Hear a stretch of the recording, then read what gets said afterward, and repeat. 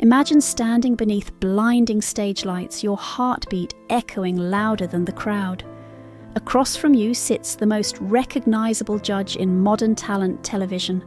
His arms are crossed, expression unreadable. Then, as you sing, something shifts. A subtle lean backward, a narrowed gaze, recognition. For Courtney Hadwin in 2018, that moment became life-changing. At just 13 years old, she stepped onto the stage of America's Got Talent and delivered a performance that stunned millions. Stardom seemed inevitable. But as her story unfolded, the reality behind the spotlight proved far more complicated. Roots in a quiet English village, Courtney was born on July 6, 2004, in Hesleden, a small former mining village near Hartlepool in County Durham, England. It was the kind of close-knit place where everyone knew each other, hardly the expected birthplace of a global sensation. Raised by her parents, Paul and Anne-Marie, alongside her siblings, she grew up in a modest home where music played constantly. Singing wasn't a career plan at first, it was an instinct. She would hum along to the radio, experiment with melodies, and lose herself in classic soul recordings. From early childhood, music felt less like performance and more like identity. Inspiration strikes early. A defining moment came when she watched Connie Talbot perform on Britain's Got Talent. Seeing another young girl command a national stage made the dream feel possible. Courtney began practicing seriously around age 9, focusing on tone, phrasing, and emotional storytelling. Unlike many children drawn to pop trends, she gravitated toward classic soul and blues. Artists from previous generations shaped her taste, giving her a style that felt timeless. What started as admiration soon transformed into ambition. She wanted not only to sing but to move people the way her idols had. Viral beginnings and local recognition. While attending school in County Durham, Courtney performed at a lunchtime open mic, singing Say Something by A Great Big World and Christina Aguilera. A teacher recorded the performance and uploaded it to Facebook. The video quickly circulated within the community, stunning classmates and parents alike. Her voice carried emotional maturity far beyond her years.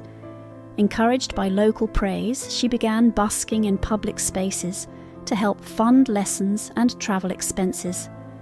These early performances taught her resilience, stage presence, and humility, skills that would prove essential later. Competitive growth before the spotlight. Courtney's competitive journey began well before America noticed her. In 2015, she appeared on Teen Star UK, reaching the grand final with Bob Dylan's Make You Feel My Love.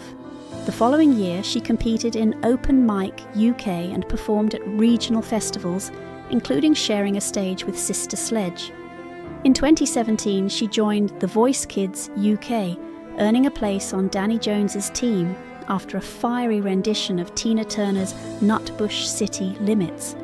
Though she didn't win, each stage strengthened her confidence and honed her signature raspy tone. The AGT audition that shocked the world. In 2018, Courtney auditioned for America's Got Talent Season 13. She walked on stage shy and soft-spoken, barely making eye contact with the judges. But when the opening riff of Otis Redding's Hard to Handle filled the studio, everything changed. Her voice exploded with grit, power, and raw soul. The timid teenager vanished, replaced by a commanding performer channeling a sound reminiscent of Janis Joplin. The audience erupted. Judges stared in disbelief. It was the kind of audition that instantly becomes television history. The Golden Buzzer moment. Judge Howie Mandel reacted first, slamming the golden buzzer. Confetti rained down as Courtney stood stunned. Simon Cowell praised her transformation from shy girl to lion the moment she sang. The audition video went viral, amassing hundreds of millions of views worldwide. Overnight, she became a global phenomenon, Headlines labelled her a generational talent. Fans compared her to rock legends. For a 13-year-old from a small English village, the scale of attention was overwhelming. Riding the wave of fame, Courtney advanced through the competition, finishing 6th in the finals. Though she didn't win, her exposure surpassed many victors. Soon after, Simon Cowell signed her to Psycho Music in partnership with Arista Records. The deal promised professional production, global distribution, and industry mentorship. On paper, it was a dream scenario. She performed on major stages, appeared in interviews, and toured internationally.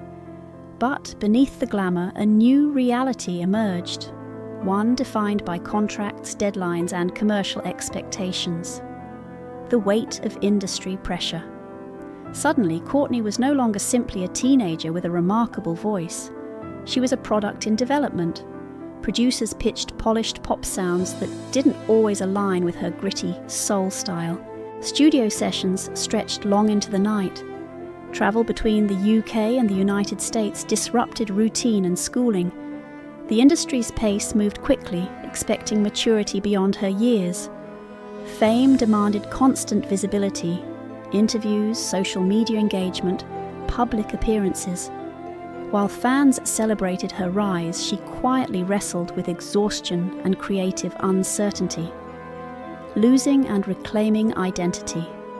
In interviews later, Courtney admitted that the period following AGT felt overwhelming. She questioned whether the music she was recording truly represented her voice. The contrast between her authentic style and commercial expectations created tension. Teenage years are formative for identity, yet she was navigating them under public scrutiny. Praise from critics and viral metrics couldn't replace the internal clarity she sought. Gradually, she stepped back. Social media posts became infrequent. Public appearances slowed. Rumours circulated, but the truth was simpler. She needed space to rediscover herself.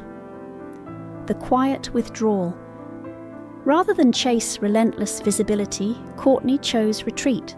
She returned home, reconnecting with family and familiar surroundings. The small village that once nurtured her provided grounding. Away from flashing cameras, she could write, reflect, and explore music without immediate judgment. The pause wasn't a collapse, it was recalibration. Burnout is common among young performers thrust into adult industries. By stepping away, she protected her long-term artistry. Fans worried, speculating about health or scandal, but there was no dramatic downfall, only a young artist prioritizing mental well-being. Re-emergence on her own terms. In time, Courtney began releasing music independently, embracing greater creative control. Her newer songs reflected growth, less imitation, more personal narrative. Without the machinery of a major label dictating direction, she explored genres freely. While the mainstream spotlight dimmed slightly, her authenticity strengthened. Social media allowed her to reconnect with fans directly, sharing updates without the filter of corporate branding. The pace became manageable. She was no longer racing to meet industry deadlines, but creating at a rhythm aligned with her life. Lessons from early stardom. Courtney's journey reveals a broader truth about talent competitions. Exposure can be explosive, but sustainability requires balance. For teenagers, the psychological impact of sudden fame can be profound. Courtney's early discipline and family support helped buffer the intensity. Her parents remained involved, relocating temporarily to provide stability during peak exposure. Yet, even strong support systems cannot eliminate industry pressure entirely. Growth often demands stepping back before stepping forward again. In choosing pause over burnout, she demonstrated maturity that matched her voice. Where she stands today, Courtney Hadwin continues to evolve as an artist. She performs selectively, writes original material, and cultivates a loyal fan base that appreciates her individuality.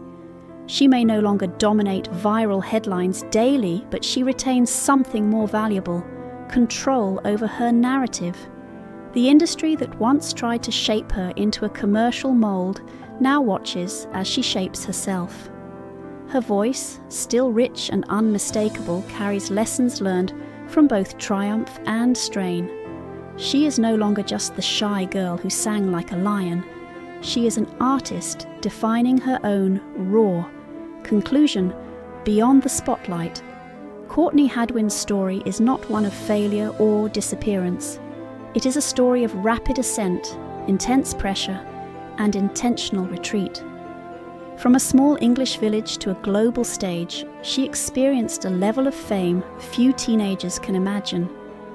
The industry tested her resilience, but it did not silence her.